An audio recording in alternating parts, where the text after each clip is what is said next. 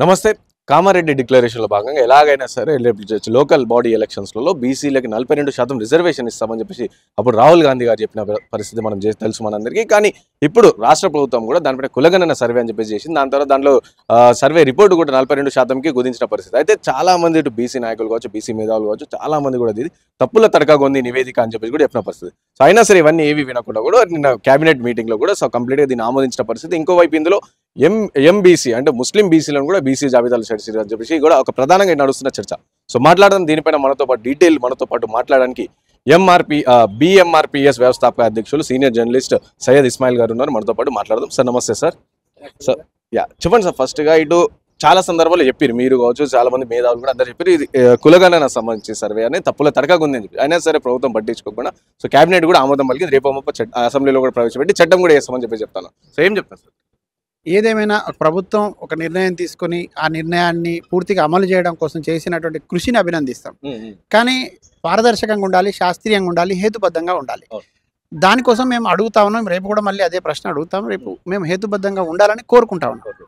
తర్వాత బీసీలకు సంబంధించిన అంశంలో కానివ్వండి, మొత్తం కులగణనకు సంబంధించిన అంశంలో కానివ్వండి, ఇదే పాయింట్ మీద ఉన్నాం. హేతుబద్ధంగా జరగాలి, శాస్త్రీయ పద్ధతిలో జరగాలని. కేవలం రాజకీయ ప్రయోజనాల మాత్రం కోసమో లేదంటే ఒక వర్గం మన్ననం పొందడం కోసం ఉండకూడదు. ఇది సంపూర్ణంగా అన్ని వర్గాలకు సముచితమైనటువంటి ప్రాధాన్యత ఉండేటట్టు, వాస్తవాలు ఉండేటట్టుగా ఇందులో ఉండాలన్నది మా బలమైన విశ్వాసం. సరే, ఏదేమైనా ప్రభుత్వం సబ్ కమిటీ దాన్ని నివేదికను తీసుకునే సబ్ కమిటీ ఆమోదం తెలిపింది, చట్టబద్ధత కూడా చేయబోతా ఉన్నది. దీంట్లో నేనేం కోరుకుంటున్నానంటే, మైనారిటీలుగా ఉన్న వాళ్ళలో 12% మైనారిటీలు రాష్ట్రంలో ఉన్నారని, దాంట్లో 10% బీసీలో ఉన్నారని 2011 లెక్కల ప్రకారం ఇది తీసామని ప్రభుత్వం చెప్తా ఉంది. దీన్ని స్వాగతిస్తూనే నేను నా వైపు నుంచి Bharat minorities rights protection forum ఒక డిమాండ్ చేస్తా ఉంది. ఈ 10% రిజర్వేషన్లు మీరు ఏదైతే చెప్పినారో అది అమలు జరగాలని కోరుకుంటా ఉన్నారు. కేవలం కాగితాలకు పరిమితం కాకూడదు. విద్యలో, ఉద్యోగాల్లో, ఉపాధి అవకాశాలతో పాటు రేపు రానున్నటువంటి స్థానిక సంస్థల ఎన్నికల్లో, అదేవిధంగా అసెంబ్లీ, పార్లమెంట్ ఎన్నికల్లో కూడా ఈ 10% రిజర్వేషన్లు మైనారిటీకి ఉండేటట్టుగా మీరు చట్టంలో రూపొందించాలి. ఆ రకమైన అవకాశాలు మాకు కల్పించాలనేటువంటి డిమాండ్ని మేము చేస్తా ఉన్నాం. దీనికి అనుగుణంగా నిన్న సబ్ కమిటీ జరిగే ముందు ఇప్పుడు మైనారిటీలకు సంబంధించిన ఓట్లతో గెలిచిన ఈ ప్రభుత్వంలో ఒక్క మైనారిటీ మంత్రి లేడు. అది దురదృష్టం. నేను షబీర్ అలీ గారిని ఇప్పుడు మా ప్రభుత్వ సలహాదారుగా ఉండి మైనారిటీ అఫైర్స్ చూస్తున్నారు కాబట్టి ముందైతే ఆయన దృష్టికి తీసుకెళ్లాలి. కాబట్టి ఆయన దగ్గరికి వెళ్ళి ఈ పరిస్థితిని వివరించి ప్రభుత్వం దృష్టికి తీసుకెళ్లమని చెప్పాం. కానీ ప్రభుత్వం ఏం నిర్ణయం తీసుకుంటుందో చూస్తున్నాం. కానీ భవిష్యత్తులో మేము ఖచ్చితంగా మైనారిటీలకు స్థానిక సంస్థల ఎన్నికల్లో 10% రిజర్వేషన్ కల్పించాలి, వచ్చే ఎన్నికల్లో కూడా రిజర్వేషన్ కల్పించాలనే డిమాండ్తో ముందుకు పోతాం. ఇప్పుడున్నటువంటి సిచ్యువేషన్లో ప్రభుత్వం అనాలోచిత నిర్ణయాలు తీసుకోకూడదు, ఆచితూచి వ్యవహరించాలి. ఇది ఒక భవిష్యత్తు తరాలకు సంబంధించినటువంటి అంశం కాబట్టి వీటి మీద కొంచెం సంయమనంతో నుండి అధికారులతో కానివ్వండి, నిపుణులతో కానివ్వండి, లేదంటే సీనియర్ నాయకులతో కానివ్వండి సంప్రదింపులు జరిపి కొంచెం సమయం తీసుకున్నా పర్వాలేదు, కానీ సముచితంగా ఉండాలి. ఆ నిర్ణయం హేతుబద్ధంగా ఉండాలని నేను కోరుకుంటాను. ప్రధానంగా సార్ ఇటు ఎంబీసీ అని చెప్పేసి, మైనారిటీ బీసీలు అని చెప్పేసి ఇది గతంలో కూడా ఉందా, లేకపోతే ఇప్పుడు ఈ ప్రభుత్వం తీసుకొచ్చి పెట్టిందా అని చెప్పేసి ఒక క్వశ్చన్ సార్. ఇంకోటి ఏంటంటే ఇటు బీజేపీకి సంబంధించిన నాయకులు కూడా ఫస్ట్ ఆ ముస్లింలని బీసీలకి తీసేయండి, వాళ్ళ మైనారిటీ సపరేట్గా ఉంది, వాళ్ళు ఎందుకు అని చెప్పి వీళ్ళు చెప్తున్న పరిస్థితి. సో ఫస్ట్ సార్ గతంలో కూడా ఉందా, లేదా ఇప్పుడు ఈ ప్రభుత్వం తీసుకొచ్చింది? అసలు ఎంబీసీ అంటే ఖచ్చితంగా గతంలో కూడా ఉంది. వాళ్ళు 4% అన్నారు. 4% ఏ లెక్కన చెప్పారనేది వాళ్ళకి తెలిసి ఉండాలి. ఇప్పుడు 10% ఉన్నప్పుడు ఎంతమంది ఉన్నామో అంత వాటా అనేది చాలా క్లియర్గా అర్థమైంది. చదువుకున్నోడు కూడా చెప్తాడు. 10% ఉన్నారని చెప్పినప్పుడు 10% రిజర్వేషన్ అని నేను డిమాండ్ చేస్తా ఉన్నా. మా వర్గం కూడా కోరుతా ఉంది. మా సమూహాలన్నీ కూడా ఆశగా దానికోసం ఎదురు చూస్తూ ఉన్నాయి. ఇది ఎవరో దయాదాక్షిణ్యాల మీద వచ్చేది కాదు. ఫస్ట్ పాయింట్, ప్రభుత్వం ఎన్నుకోబడింది ప్రజల చేత. ఆ ప్రజల్లో మేము ఉన్నాము. మా వాటా మాకు కావాలని అడిగాము. మీరే డిక్లరేషన్లో మాకు న్యాయం చేస్తా అని చెప్పినారు.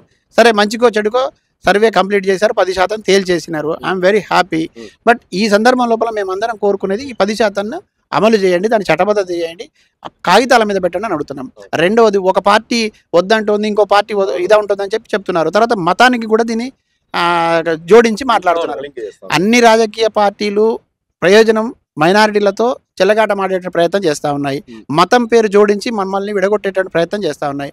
నేను మళ్ళీ విజ్ఞప్తి చేస్తున్నా, నేను చేసే పోరాటం చాలా క్లియర్గా ఉంది. మైనారిటీల్లో పేదల జీవితాలు మెరుగుపడాలి, ఈ పేదల జీవితాల్లో వెలుగులు రావాలి, పేద మైనారిటీ జీవితాలకు ఉపయోగపడేటటువంటి కార్యక్రమాలు మేము తీసుకుంటాం. మాకు రావాల్సిన హక్కుల్ని రాజ్యాంగబద్ధంగా పొందేటువంటి ప్రయత్నం చేస్తాం. ఈ క్రమం లోపల ప్రభుత్వాలకు విజ్ఞప్తులు చేస్తాం, వినకపోతే ఆందోళనలకు దిగుతాము. ఇక్కడ నేను వైషమ్యాలకు పోవట్లేదు, ఘర్షణకు పోవట్లేదు. చాలా మనస్ఫూర్తిగా కోరుకుంటున్నా, విజ్ఞప్తి చేస్తున్నా. మెజారిటీ మైనారిటీలు ఓట్లు వేయడం మూలంగానే కాంగ్రెస్ పార్టీ అధికారంలోకి వచ్చింది. కాంగ్రెస్ పార్టీ మాత్రమే మైనారిటీలకు న్యాయం చేస్తుందని మీరు చాలా సందర్భాల్లో రాహుల్ గాంధీ దగ్గర నుంచి రేవంత్ రెడ్డి దాకా చెప్పినారు. వాటిని విశ్వసించిన జనం వేసినారు. కానీ బీజేపీ వద్దంటుంది అనేటువంటి ఒక మాట వాడుతున్నారు. బీజేపీ మాట విని నిర్ణయాలు తీసుకునే పరిస్థితులు మీరు ఉన్నారంటే మీ బలహీనత అది. బీజేపీనో ఇంకో పార్టీనో ఒత్తిడికి మీరు తలొగ్గితే ఇక్కడ ఉన్నటువంటి ప్రజల ఆగ్రహాన్ని మీరు చూడాల్సి ఉంటుంది. రెండవది, అన్ని మతాలు అన్ని కులాలు ఈ దేశంలో ఉన్నాయి. ఏ కులానికైనా ఏ మతానికైనా వారి వారి ఆచారాలు వాళ్ళ సంస్కృతి ఉంటుంది. దురదృష్టమో అదృష్టమో మేము ముస్లింలుగా పుట్టినాం ఈ దేశంలో. మేము ముస్లింలుగా పుట్టినప్పుడు మాకు కూడా ఉండే ఆచారాలు మాకుంటాయి. మాకు కూడా ఒక మతం ఆచారం ఉంటుంది. కానీ మతం వేరు, మత ఉన్మాదం వేరు. మత ఉన్మాదాన్ని మతాన్ని కలిపి ఇది హిందూ ముస్లిం పంచాయతీగా చేసే ప్రయత్నం చేస్తున్నారు. దయచేసి మీ ద్వారా విజ్ఞప్తి చేస్తా ఉన్నా, ఇది మతం వేరు, మత ఉన్మాదం వేరు. కులం వేరు, కుల ఉన్మాదం వేరు. ఉన్మాదులుగా ఉన్న వాళ్ళ పట్ల మీరు ఏ రకమైన చర్యను తీసుకోండి. కానీ మతంలో ఉండడం వల్ల ఈ మతం వారిని మొత్తాన్ని మేము ఒక వర్గంగా చూస్తామనేటటువంటి ఒక దృక్పథంతో చూస్తామనే దాన్ని మానుకోండి. మరి ఈ దేశ స్వాతంత్రోద్యమంలో అత్యధికంగా ప్రాణాలు అర్పించినటువంటి వర్గం నుంచి వచ్చిన వాళ్ళం మేము. ఇక్కడ జరిగినటువంటి అనేక ప్రజా ఉద్యమాల్లో ప్రాణాలు అర్పించిన వాళ్ళం. ఇక్కడ ఉన్నటువంటి సప్పండ వర్గాల ప్రజా సమూహాల్లో ఉద్యమాల్లో ముందు వరుసన నిలబడి న్యాయమైన పోరాటాల వైపు నిలబడ్డ వాళ్ళం. ఈ రోజుకు అదే పని చేస్తున్నాము. మాకు అబుల్ కలాం ఆజాద్ దగ్గర నుంచి, ఫాతిమా షేక్ దగ్గర నుంచి, గులాం రసూల్ దగ్గర నుంచి, షోయబుల్లా ఖాన్ దగ్గర నుంచి, తుర్రేబాజ్ ఖాన్ దగ్గర నుంచి, షేక్ బందగి దగ్గర నుంచి ఎట్లయితే వారసత్వం పుణికిపుచ్చుకొని ఉన్నామో మళ్ళీ అదే వారసత్వాన్ని మేము కొనసాగించాము. వీరెవ్వరికి మతాల అంటుకొని లేవు. ఎక్కడ కూడా విద్వేషాలు రెచ్చగొట్టిన పరిస్థితి లేదు. ప్రజా సమూహాలు వెంట నడిచినాం, స్వేచ్ఛ కావాలనుకున్నాం, హక్కులు కాపాడాలని కోరుకున్నాం. ఈరోజు కూడా ఒక బలమైనటువంటి డిమాండ్ తీసుకొస్తా ఉన్నాం. న్యాయమైన డిమాండ్ని ముందు పెడతా ఉన్నాం. మేము ఎంతమంది ఉన్నామో మాకు అంత వాట ఇవ్వండి. ఎస్సీలకు, ఎస్టీలకు, బీసీలకు ఎట్లయితే ఇస్తున్నారో బీసీలో మమ్మల్ని 10% ఉన్నాం కాబట్టి మా 10%కి పర్టికులర్గా న్యాయం చేయాలనేది మా డిమాండ్.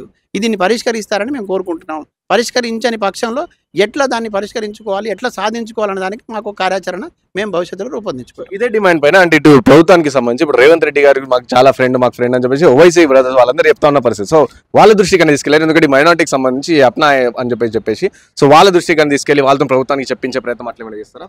మైనారిటీలకు ఏ ఒక్క నాయకుడో ఏ ఒక్క పార్టీనో పేటెంట్ ఏం కాదండి. మైనారిటీలకు హక్కులు కాపాడబడడం కోసం మాకు రాజ్యాంగమే మాకు రక్షణ. ఈ రాజ్యాంగమే మాకు నాయకుడు. అంబేద్కరే మాకు మార్గదర్శి. ఇప్పుడు ఆ కోవలో నడుస్తున్న మందకృష్ణ కూడా మాకు మార్గదర్శి. అంబేద్కర్ ఆదర్శంగా తీసుకొని, రాజ్యాంగాన్ని స్ఫూర్తిగా తీసుకొని ఆ రాజ్యాంగబద్ధమైన హక్కుల్ని కాపాడుకోవడం కోసం మా సమూహాలన్నీ కూడా ఐక్యంగా కదిలి ముందుకు పోతాయి. ఏ ఒక్క నాయకుడు దయా దాక్షిణ్యాల మీద, వాళ్ళ మాట సాయం మీద ఉండవు. ఈ దేశంలో ఉన్నటువంటి అందరి పౌరులకు హక్కుల్లాగానే మా హక్కులు కూడా కాపాడబడాలా. మా అన్ని కులాలకు ఎట్లయితే అవకాశాలు ఇస్తున్నారో మాకు సంబంధించినటువంటి కూడా అవకాశాలు రావాలని మేము కోరుకుంటాం. రేపు మా పిల్లల భవిష్యత్తు కూడా బాగుండాలనుకుంటాం. మతం ఉచ్చులోకి మమ్మల్ని లాగకండి. మతం ప్రాతిపదికన మమ్మల్ని ఒక ఘాటిన కట్టకండి. మేము అన్ని వర్గాల లాగానే ఇక్కడ జీవిస్తూ ఉన్నాము. అన్ని వర్గాల మాదిరిగానే మేము కూడా మాకు పన్నులు కడతా ఉన్నాము. మేము కట్టిన పన్నులకు మాకు రిటర్న్ రావాల్సినటువంటి సంక్షేమాలు, హక్కులు మాకు రావాలని కోరుతా ఉన్నాము. ఈ 42% బీసీకి సంబంధించి వచ్చిన 52 మొత్తం కలిపి 52 అవుతున్నా 10% మేము కూడా ఉన్నాం కదా. మేము కట్టే పన్నుల ద్వారా మీరు ఎట్టయితే తీసుకుంటున్నారో ఆ పన్నుల ద్వారానే మా దగ్గర నుంచి తీసుకుంటున్నట్టుగానే మాకు రావాల్సిన సంక్షేమం, మాకు రావాల్సిన హక్కులు మాకు ఇవ్వమని అడుగుతున్నాం. Simple. Right. Thank you sir, thank you so much.